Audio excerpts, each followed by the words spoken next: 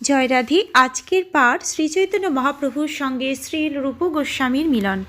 শ্রীল ভক্তিবিনোদ ঠাকুর তাঁর অমৃত প্রবাহ ভাষ্যে প্রথম পরিচ্ছেদের কথাসার বর্ণনা করেছেন। শ্রীচৈতন্য মহাপ্রভু শ্রী বৃন্দাবন থেকে জগন্নাথপুরীতে ফিরে এসেছেন। এই শুভ সংবাদ পেয়ে গৌড়ীয় ভক্তবৃন্দ জগন্নাথপুরী যাত্রা করলেন। শিবানন্দ সেন একটি কুকুরকে পাড়ের খরচা দিয়ে নিয়ে যাচ্ছিলেন। রাত্রে কুকুরকে ভাত না দেওয়ায় সেই কুকুরটি শ্রীচৈতন্য মহাপ্রভুর কাছে চলে যায়। পরের দিন শিবানন্দ সেন যখন অন্য সমস্ত ভক্তসহ জগন্নাথপুরীতে পৌঁছলেন তখন দেখলেন যে সেই কুকুরটি শ্রীচৈতন্য মহাপ্রভু প্রদত্ত নারকেলের শ্বাস প্রসাদ ভক্ষণ করছে। পরে সেই কুকুরটি উদ্ধার পেয়ে বৈকুণ্ঠে ফিরে যায়।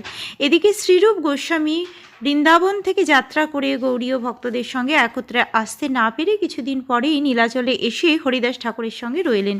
মহাপ্রভু শ্রীরূপ গোস্বামী বিরচিত প্রিয় স্বয়ং শ্লোকটি পড়ে বড়ই আনন্দিত হলেন। একদিন শ্রীচৈতন্য মহাপ্রভু রামানন্দ রায়, সার্বভৌম ভট্টাচার্য ইত্যাদি ভক্তবৃন্দের সঙ্গে হরিদাস ঠাকুরের বাসস্থানে এসে শ্রীরূপ গোস্বামী ললিত মাধব ও বিদগ্ধ মাধব নামক দুটি নাটকের প্রবন্ধ আদি শ্লোক শ্রবণ করলেন। রামানন্দ রায় সেই নাটক দুটির অনেক অঙ্গ প্রত্যঙ্গ বিচার করে দুটি নাটকই যে সর্বোৎকৃষ্ট হয়েছে তা স্থির করলেন। চাতুর্মাস্যের পর গৌড়ীয় ভক্তগণ শ্রীচৈতন্য মহাপ্রভুর আজ্ঞায় গৌড় দেশে যাত্রা করলেন, কিন্তু শ্রীল রূপ গোস্বামী কিছুদিন জগন্নাথপুরীতে রইলেন।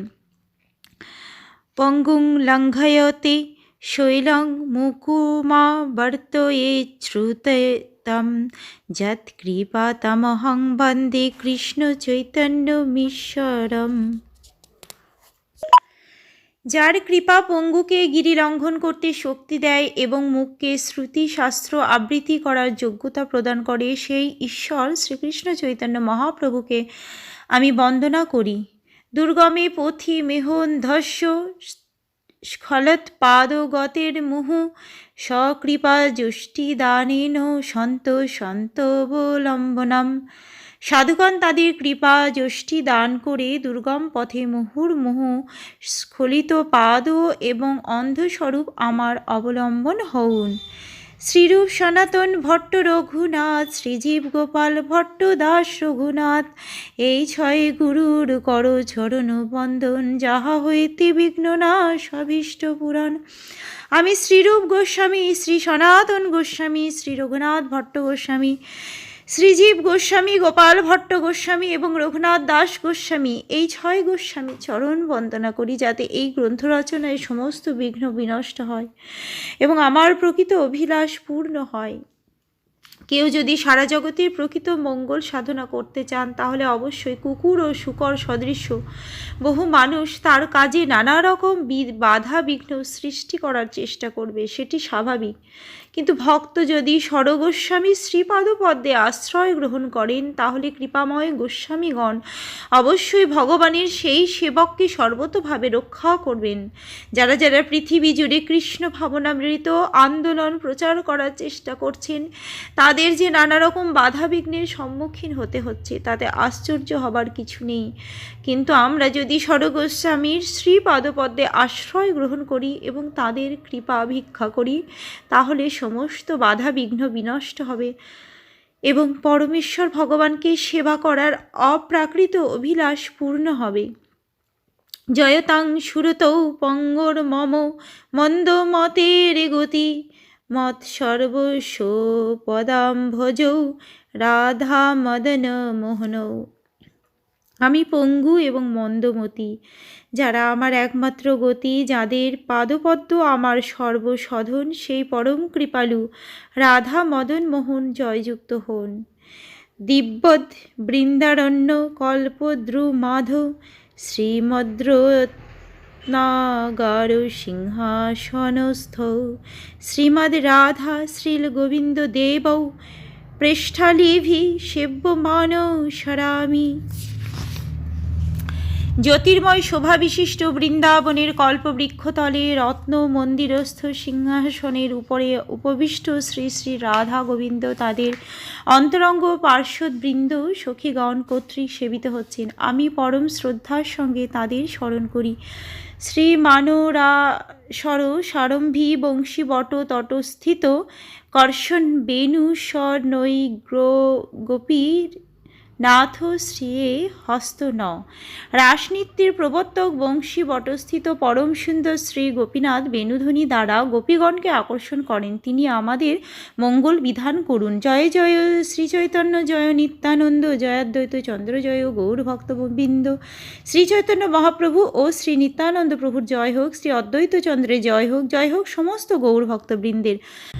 বৃন্দাবন হইতে প্রভু নীলাচলে আইলা, স্বরূপ গোসাই গৌরে বার্তা পাঠাইলা। শ্রী চৈতন্য মহাপ্রভু যখন বৃন্দাবন থেকে জগন্নাথপুরীতে এলেন, তখন স্বরূপ দামোদর গোস্বামী গৌরী ভক্তদের কাছে মহাপ্রভুর আগমন বার্তা পাঠালেন। শুনি সচি আনন্দিত সব ভক্তগণ, সবে মিলে নীলাচলে করিলা গমন। সেই সংবাদ পেয়ে সচিমাতা এবং অন্য সমস্ত ভক্তরা অত্যন্ত আনন্দিত হলেন এবং তারা সকলে মিলে নীলাচলে যাত্রা করলেন। কুলিনগ্রামী ভক্ত আর যত খণ্ডবাসী, আচার্য শিবানন্দ শনি মিলিলা সবে আসি।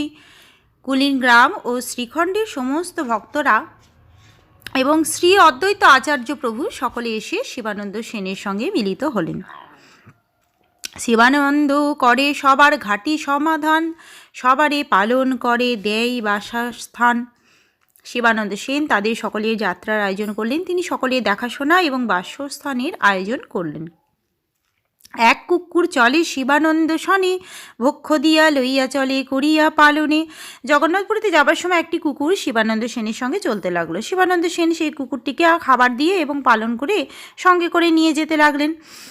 একদিন এক স্থানে নদী পার হইতে উড়িয়া নাবিক কুকুর না চড়ায় নৌকাতে। কুকুরে রহিলা শিবানন্দ দুঃখী হইলা, 10 ফোন করি দিয়া কুকুরে পার কইলা। একদিন এক জায়গায় একটি নদী পার হবার সময় উড়িয়া মাঝি কিছুতেই সেই কুকুরটিকে নৌকায় চড়তে দিতে রাজি হলো না। এভাবে কুকুরটিকে ছেড়ে যেতে শিবানন্দ সেনের অত্যন্ত দুঃখ হলো। তাই তিনি মাঝিকে 10 পণ করি দিয়ে কুকুরটিকে নদী পার করালেন। একদিন শিবানন্দে ঘাটিয়ালে রাখিলা, কুকুরকে ভাত দিতে সেবক পাশরিলা। একদিন শিবানন্দ সেন যখন শুল্ক আদায়কারীর কাছে আটকে গেলেন, তার সেবক তখন কুকুরটিকে খাবার দিতে ভুলে গিয়েছিল। রাত্রে আসি শিবানন্দ ভোজনের কালে কুকুর পাইয়াছে ভাত, সেবকে পুছিলে। রাত্রিবেলা শিবানন্দ সেন ফিরে এসে ভোজন করার সময় সেবককে জিজ্ঞাসা করলেন, কুকুরটিকে খেতে দেওয়া হয়েছে তো? কুকুর নাহি পায়ে ভাত শুনি দুঃখী হইলা, কুকুর চাহিতে 10 মনুষ্য পাঠাইলা। তিনি যখন জানতে পারলেন যে কুকুরটিকে খেতে দেওয়া হয়নি, তখন তিনি অত্যন্ত দুঃখিত হলেন এবং কুকুরটিকে নিয়ে আসার জন্য তৎক্ষণাৎ 10 জন মানুষ পাঠালেন। চাহিয়া না পাইল কুকুর, লোক সব আইলা, দুঃখী হইয়া শিবানন্দ উপবাস কইলা। আর কোথাও কুকুরটিকে খুঁজে না পেয়ে ফিরে এলেন এবং দুঃখিত হয়ে শিবানন্দ সেন সেই রাত্রি উপবাস করলেন। প্রভাতে কুকুর চাহি কাহা না পাইল, সকল বৈষ্ণবের মনে চমৎকারও হইল। সকালে তারা সর্বত্র কুকুরটিকে খুঁজলেন, কিন্তু কোথাও তাকে খুঁজে পেলেন না এবং তাতে সমস্ত বৈষ্ণবেরা অত্যন্ত বিস্মিত হলেন। সেই কুকুরটির প্রতি শিবানন্দ সেনের আসক্তি সেই পশুটিকে পরম সৌভাগ্য করেছিল। সেই কুকুরটি ছিল রাস্তার একটি নেড়ি কুকুর। শিবানন্দ সেন যখন সদল বলে জগন্নাথপুরী যাচ্ছিলেন, তখন স্বাভাবিকভাবে সেই কুকুরটিকে তাদের অনুসরণ করতে দেখে শিবানন্দ সেন তাকেও দলে নেন এবং অন্যান্য ভক্তদের তিনি যেভাবে পালন করছিলেন সেই কুকুরটিকেও সেভাবে পালন করতে থাকেন। একসময় নদী পার হওয়ার সময় যখন মাঝি কুকুরটিকে নৌকায় তুলতে রাজি না হয়, তখন শিবানন্দ সেন সেই কুকুরটিকে ফেলে চলে না গিয়ে মাঝিকে 10 পণ করি দিয়ে সেই কুকুরটিকে নদী পার করিয়েছিলেন। তারপর এক সময় যখন তার ভৃত্য কুকুরটিকে খেতে দিতে ভুলে যায়, তখন শিবানন্দ সেন অত্যন্ত দুঃখিত হয়ে 10 জন মানুষকে পাঠিয়েছিলেন তাকে খুঁজে আনতে। তারা যখন তাকে খুঁজে পেলেন না, তখন শিবানন্দ সেন উপবাস করেছিলেন। এর থেকে বোঝা যায় যে শিবানন্দ সেন সেই কুকুরটির প্রতি আসক্ত হয়ে পড়েছিলেন। শ্রী ভক্তিবিনোদ ঠাকুর তাই গিয়েছেন, তুমি তো ঠাকুর তোমার কুকুর বলিয়া জানহ মোরে। পরবর্তী শ্লোকটিতে দেখা যাবে কুকুরটি শ্রীচৈতন্য মহাপ্রভু কৃপা লাভ করে বৈকুণ্ঠ লোকে তার সিদ্ধস্বরূপ প্রাপ্ত হয়েছিল। শ্রী ভক্তিবিনোদ ঠাকুর তাই গিয়েছেন, তুমি তো ঠাকুর তোমার কুকুর বলিয়া জানহ মোরে। এভাবে তিনি বৈষ্ণবের কুকুর হতে চেয়েছেন। বৈষ্ণবের পোষা পশুর বৈকুণ্ঠ লোকে ফিরে যাবার বহু দৃষ্টান্ত রয়েছে।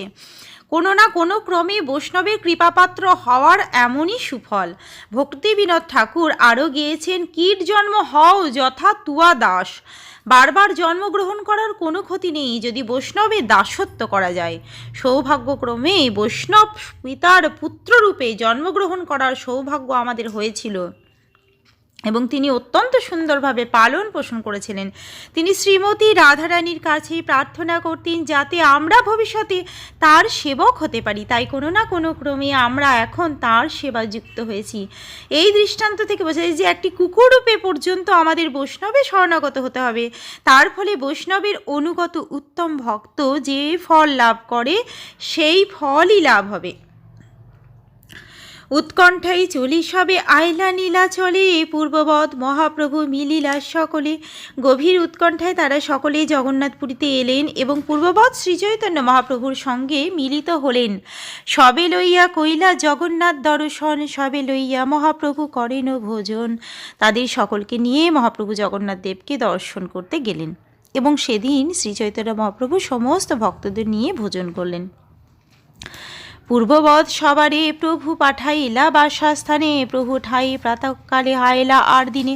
পূর্ববৎ শ্রীচৈতন্য মহাপ্রভু তাদের জন্য নির্ধারিত বাসস্থানে তাদের পাঠালেন এবং পরের দিন সকালবেলা সকলে শ্রীচৈতন্য মহাপ্রভুকে দর্শন করতে এলেন। আসিয়া দেখিল সবে সেই তো কুক্কুরে প্রভু পাশে বসিয়া আছে কিছু অল্প দূরে। সেখানে এসে তারা দেখলেন যে সেই কুকুরটি মহাপ্রভুর পাশে অল্প দূরে বসে আছে। প্রসাদ নারিকেল শস্য দেন ফেলাইয়া, রামকৃষ্ণ হরি কহ বলেন হাসিয়া। শ্রীচৈতন্য মহাপ্রভু সেই কুকুরটিকে নারিকেলের শ্বাস প্রসাদ দিচ্ছেন এবং হেসে বলছেন, রাম কৃষ্ণ হরি বলো। শস্য খায় কুকুর কৃষ্ণ কহে বারবার, দেখিয়া লোকের মনে হইল চমৎকার।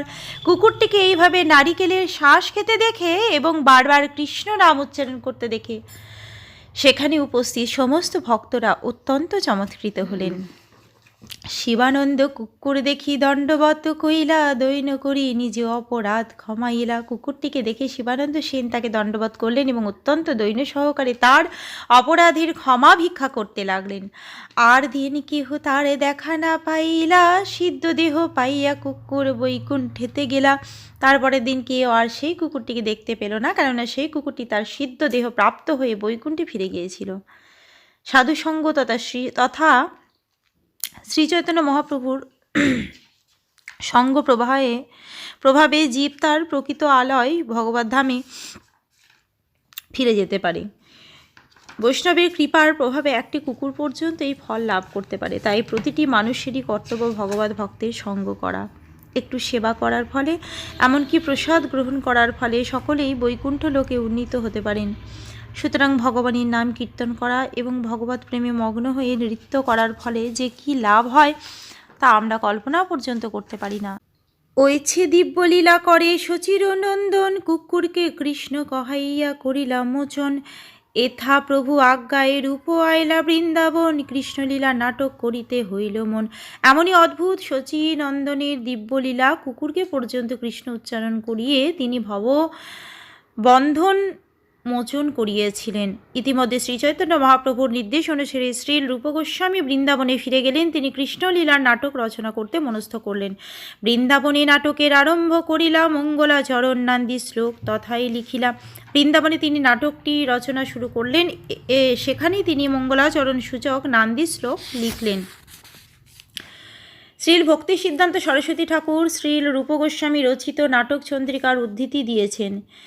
প্রস্তাবনায়স্থ মুখে নান্দিকার্যা শুভাবহ, আর্ষিনিমস্ক্রিয়া বস্তু নির্দেশান্যতমামনিতা, অষ্টাভির্দশভিযুক্তা কিংবা দ্বাদশভিপদৈ, চন্দ্রনামাঙ্কিতা প্রায় মঙ্গলার্থ পদজ্জ্বলা, মঙ্গলং চক্র কমল চক্র কুমুদাদিকম, আশীর্বচন সংযুক্তা স্তুতির্যস্মাৎ প্রযুজ্যতে দেবদ্বিজ নৃপাদীনাং তস্মান্নাদিতে সংগীতা। নাটকের আরম্ভে যে মঙ্গলাচরণ শ্লোক পঠিত হয় তাকে নান্দি শ্লোক বলে। পথে চলিয়ায় সে নাটকের ঘটনা ভাবিতে, কর্চা করিয়া কিছু লাগিলা লিখিতে। গৌড়দেশে যাওয়ার পথে শ্রী রূপগোস্বামী ভাবছিলেন কিভাবে তিনি নাটকটি রচনা করবেন। সংক্ষেপে তিনি তার পাণ্ডুলিপি লিখে রাখছিলেন। এই মতে দুই ভাই গৌড় দেশে আইলা, গৌড়ে আসি অনুপমের গঙ্গা প্রাপ্তি হইলা। এভাবে দুই ভাই রূপ এবং অনুপম গৌড় দেশে পৌঁছলেন, কিন্তু গৌড় দেশে পৌঁছানোর পর অনুপম পরলোক গমন করলেন। পূর্বে গঙ্গার তীরে মৃত্যু না হলেও বলা হতো যে তার গঙ্গা প্রাপ্তি হয়েছে। মৃত্যুর পর গঙ্গার তীরে দেহটি দাহ করা হিন্দুদের প্রচলিত রীতি, কেননা গঙ্গার তীর মৃত্যু হলেও আত্মা পরমেশ্বর ভগবান শ্রীকৃষ্ণ শ্রী পাদপদ্মে ফিরে যায়, যেখান থেকে গঙ্গা উদ্ভূত হয়েছে। রূপ গোসাই প্রভু পাশে করিলা গমন, প্রভুরে দেখিতে তার উৎকণ্ঠিত মন। অনুপমের লাগি তার কিছু বিলম্ব হইল, ভক্তগণ পাশ আইলা লাগ না পাইল। শ্রীল রূপ গোস্বামী তখন শ্রীচৈতন্য মহাপ্রভুর কাছে যাত্রা করলেন, কেননা মহাপ্রভুকে দর্শন করার জন্য তার মন অত্যন্ত উৎকণ্ঠিত হয়ে উঠেছিল। অনুপমে মৃত্যু হবার ফলে রূপ গোস্বামীর কিছু বিলম্ব হয়েছিল, এবং তাই তিনি যখন নবদ্বীপে ভক্তদের সঙ্গে সাক্ষাৎ করতে গেলেন তখন দেখলেন যে তারা সকলে জগন্নাথপুরী চলে গেছেন। উড়িয়া দেশে সত্যভামাপুর নামে গ্রাম, এক রাত্রি সেই গ্রামে করিলা বিশ্রাম। উড়িষ্যা দেশে সত্যভামাপুর নামক একটি গ্রাম আছে। শ্রী রূপ গোস্বামী সেই গ্রামে এক রাত্রি বিশ্রাম করলেন।